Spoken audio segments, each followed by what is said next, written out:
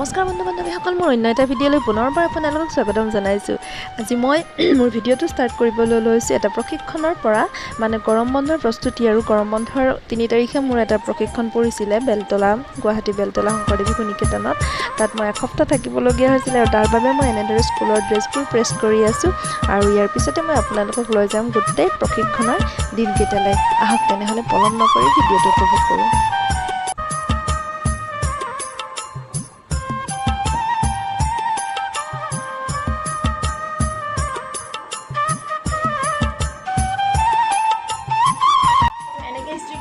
আৰু যদি ইস্ত্ৰি নকৰোঁ মানে তাতে বহুত দিগদাৰ হৈ যাব।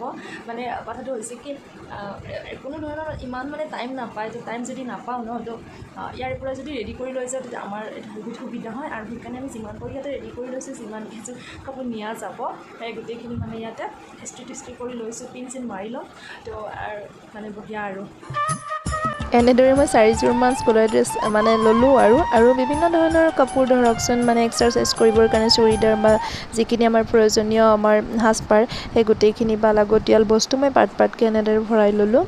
আৰু গোটেই পেকিং হৈ গ'ল। আৰু ইয়াৰ পিছতে আমি থাকিব মানে মামাকৰ ল'ৰাটোৰ লগতে আমি পাই গ'লোঁ মামাহঁতৰ ঘৰ। আৰু ইয়াত সি পাই পেলাই বিৰাট ফূৰ্তি, সি পাহৰিয়ে গৈছে মই যে তাক এৰি যাম।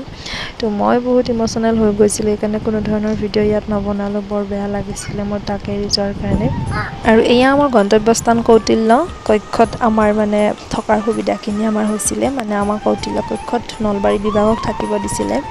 ইয়াত আহিয়ে মোৰ অৱস্থাটো চাওকচোন। মই আহি মানে কিবা এটা ড্ৰেছ ফাটিছিলে, তো সেইকাৰণে সেইটো আৰু বেজিৰে এনেকৈ চিলাই কৰি আছোঁ। কাৰণ বিভিন্ন কাৰণত ড্ৰেছবোৰ লাগিবতো, সেইখিনি যদি এনেকৈ ফাটি যায়তো দিগদাৰ হ'ব। আৰু গধূলিকৈ আমাৰ মানে কি ক্লাছবিলাক আৰম্ভ হৈছিলে এনেদৰে। আৰু এইটো হৈছে বৌদ্ধিক কক্ষ। ইয়াত মানে গোটেই কালাংশবিলাক ইয়াতে হয়।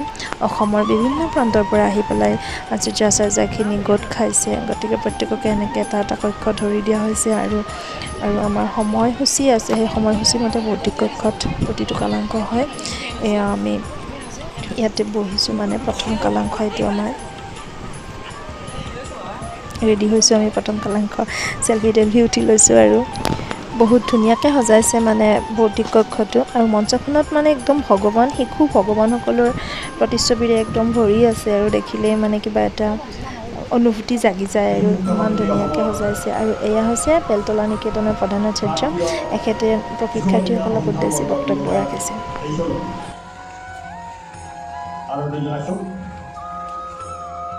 আজি আমি ইয়াত একত্ৰিত হৈছোঁ সান্ধ্য বন্দনা পৰিচয় পৰ্বৰ বাবে। আজিৰ এই সান্ধ্য বন্দনা অনুষ্ঠানৰ গ্ৰন্থি প্ৰজ্বলন কৰি শুভাৰম্ভ কৰিবলৈ অনুৰোধ জনাইছোঁ আমাৰ মাজত উপস্থিত থকা ক্ষেত্ৰীয় শিশু বালিকা প্ৰমুখ শ্ৰদ্ধাৰ শ্ৰীযুত আনন্দ সূৰ্যধৰ।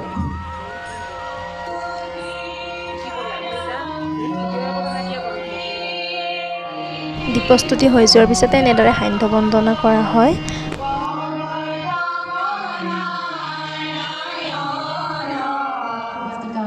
প্ৰশিক্ষণ 2023 আজিৰ এই আৰম্ভণি অনুষ্ঠানত উপস্থিত থকা শিশু বাটিকাৰ ক্ষেত্ৰীয় প্ৰমুখ মাননীয় আনন্দ সূত্ৰধৰ দাদা, এই নিকেতনৰ মাননীয় প্ৰধান আচাৰ্য মহোদয়কে প্ৰমুখ্য কৰি এই নিকেতনৰ সমূহ আচাৰ্যবৃন্দ, ইয়াৰ এই প্ৰশিক্ষণ চলাই নিবৰ বাবে আমাৰ মাজত উপস্থিত হোৱা সবল ব্যক্তিসকলক আৰু মোৰ সন্মুখত বহি থকা আজিৰ এই প্ৰশিক্ষণৰ যি কেন্দ্ৰবিন্দু, এই প্ৰশিক্ষাৰ্থী আপোনালোক সকলোলৈ পোনপ্ৰথমে মই মোৰ আন্তৰিক শ্ৰদ্ধা নিবেদন কৰিছোঁ। আজিৰ পৰা আৰম্ভ হোৱা এই প্ৰশিক্ষণ সম্পূৰ্ণ 5টা দিনৰ প্ৰশিক্ষণত কিছুমান কাম থাকিব, সকলোৰে কিছু দায়িত্ব থাকিব।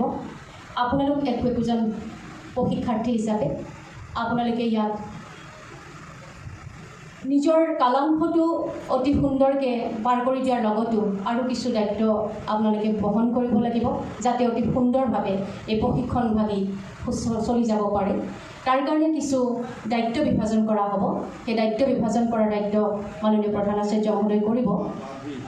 उसी परंपरा का पालन करते हुए हम सब यहाँ पर 5 दिवसीय साधना के लिए उपस्थित हुए हैं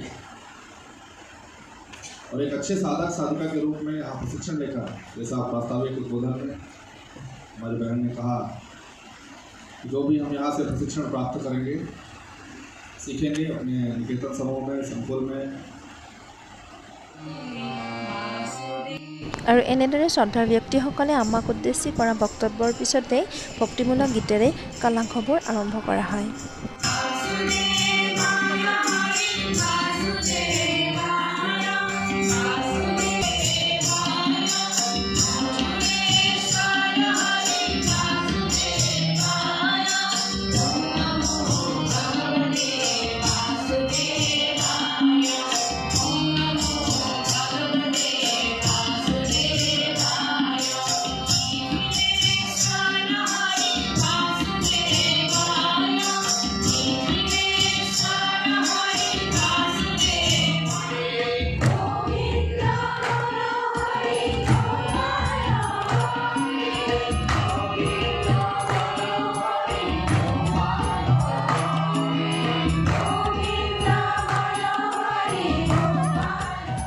এইদৰে প্ৰথম দিনৰ কালাংশৰ অন্ততে আমাক শাৰী পাতি আই কাৰ্ডবোৰ বিতৰণ কৰা হয় আৰু আই কাৰ্ডত মোৰ ক্ৰমিক নম্বৰ পৰিছিলে 16 আৰু এয়া হৈছে আমাৰ কৌটিল্য কক্ষৰ প্ৰতিগৰাকী সদস্যা। আৰু ইমানতে মই ভিডিঅ'টো সামৰিব ওলাইছোঁ। যদি আপোনালোকে ভাল পাইছে তেনেহ'লে প্লিজ লাইক, শ্বেয়াৰ আৰু ছাবস্ক্ৰাইব কৰি দিব। লগতে পুনৰ ভিডিঅ'লৈ আপোনালোকৰ মাজলৈ অতি সোনকালে আহি আছে। তেতিয়ালৈ ধন্যবাদ।